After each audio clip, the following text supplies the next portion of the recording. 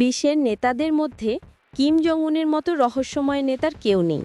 তিনি কখন কোথায় যান, কিভাবে যান, কেউ ঠিকমতো জানে না। কিন্তু একটা জিনিস সবাই জানে, কিম জং উনের একটা আলাদা ট্রেন আছে, যা পুরোপুরি বুলেট প্রুফ, আধুনিক প্রযুক্তিতে ভরা, আর একে বলা হয় চলন্ত দুর্গ। 2023 সালে যখন কিম রাশিয়ার পুতিনের সাথে দেখা করতে গেলেন, তখন তিনি প্লেনে না গিয়ে এই ট্রেনেই রওনা দিয়েছিলেন। প্রায় 2 দিন সময় লেগেছে উত্তর কোরিয়া থেকে রাশিয়া যাওয়ার জন্য। কিন্তু ট্রেনে কেন?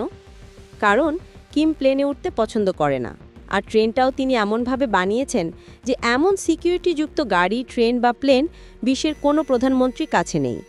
এই ট্রেন কিন্তু একা চলে না, এর সঙ্গে আরও 2টো ট্রেন থাকে, একটা সামনে আর একটা পিছনে।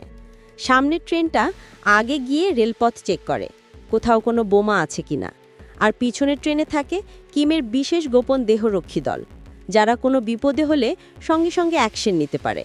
মাঝখানে থাকে মূল ট্রেন, যেখানে কিম নিজে থাকেন। ট্রেনের জানালাগুলো বুলেট প্রুফ, দেয়াল, ছাদ সবকিছুই মিসাইল প্রুফ করে বানানো। এমনকি মাইন বিস্ফোরণ হলেও ট্রেনের কিচ্ছু হবে না।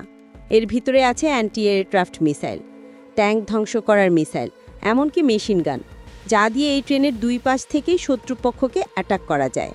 আর যদি পরিস্থিতি একেবারে খারাপ হয়ে যায়, ট্রেনে আছে একটা হেলিকপ্টার। কিম তখন চাইলে উড়ে যেতে পারবেন নিরাপদ জায়গায়। এত সুরক্ষিত আর ভারী ট্রেন খুব দ্রুত চলতে পারে না। সাধারণত ঘন্টায় মাত্র 60 থেকে 70 কিলোমিটার বেগে চলে। জানলে অবাক হবেন, এই ট্রেনে যাওয়ার সময় পাশে থাকা স্টেশনগুলোর বিদ্যুৎ পর্যন্ত বন্ধ করে দেওয়া হয়, যেন কেউ কোনো অস্ত্র ব্যবহার করতে না পারে।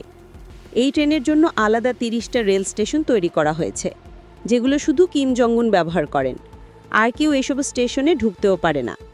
কিমের বগিতে একটা কনফারেন্স রুম আছে, যেখানে মিটিং হয়। আছে স্যাটেলাইট ফোন, ম্যাপ, কম্পিউটার। মানে কিম এই ট্রেনে বসেই দেশ চালাতে পারেন। শুধু তাই না, এই ট্রেনে বসেই পারমাণবিক বোমাও লঞ্চ করতে পারেন। ট্রেন যখন চলে, পুরো রেলপথ ঘিরে দেওয়া হয় সেনাবাহিনী দিয়ে। প্রতিটি ব্রিজ, টানেল, স্টেশন আগে থেকে ক্লিয়ার করা হয়। কোথাও থামলে চারপাশে 60 শুটার মোতায়েন করা হয়। রেল লাইন পর্যন্ত স্ক্যান করে দেখা হয় কেউ কিছু বসিয়েছে কিনা। এই ট্রেনেই কিম ভিয়েতনাম গিয়েছিলেন 2019 সালে, মার্কিন প্রেসিডেন্ট ডোনাল্ড ট্রাম্পের সঙ্গে বৈঠক করতে। প্রায় 60 ঘন্টা ট্রেন যাত্রায় উত্তর কোরিয়া থেকে চীন হয়ে ভিয়েতনাম যান। তাতে বোঝা যায় তিনি প্লেনের চেয়ে ট্রেনেই বিশ্বাস রাখেন। এই ট্রেনের সব বগি আলাদা উদ্দেশ্যে তৈরি। কোথাও আছে কনফারেন্স রুম, কোথাও কিমের ব্যক্তিগত ঘর, আবার কোথাও পুরো একটি মেডিকেল ইউনিট।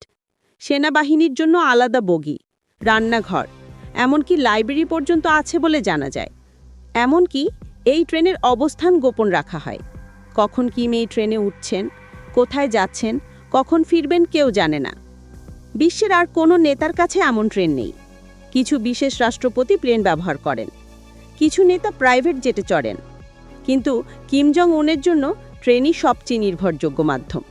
কারণ আকাশে চলাফেরা করলে স্যাটেলাইট সহজে ট্র্যাক করতে পারে, কিন্তু ট্রেনে চললে স্যাটেলাইট ধরতে পারে না। এই ট্রেনের ছবি বা নিউজ বাইরে খুব কমই আসে। শুধু চীন সফরের সময় বা ট্রাম্পের সঙ্গে বৈঠকের সময় কিছু মিডিয়া ফুটেজ পাওয়া গেছে। বাকি সময় ট্রেন একেবারে অদৃশ্য। অনেকেই বলেছেন এই ট্রেন কিম জং উনের সবচেয়ে বড় সম্পদ। এখনও কেউ জানে না এই ট্রেনে ঠিক কয়টি বগি আছে, কি কি প্রযুক্তি ব্যবহার করা হয়েছে, বা কোন বগিতে কি থাকে।